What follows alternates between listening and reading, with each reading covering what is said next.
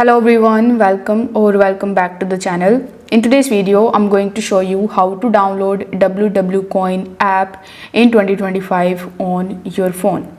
So in order to do it, first of all, you will have to open your web browser in your mobile device. Then you need to use the search bar, and here you need to simply search for wwcoin.cash. Now once you search for it, you will be landed on the official website of Wwcoin, and over here on its home page you will have to just try to find the download application option. Now for any reason, if you are not able to find that option over here, you will have to simply tap on this URL section, and over here you need to copy this URL. After that, in this URL you just have to add it one thing. You will have to type 3 after Wwcoin, so it will be Wwcoin 3, and then instead of cash you will have to simply type com extension, so it will be wwcoin3.com.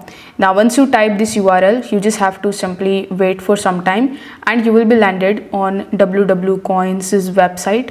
Now over here you just have to simply scroll down a bit, or you can even tap on this profile icon in the top right hand corner of the screen, and here you will see download app option.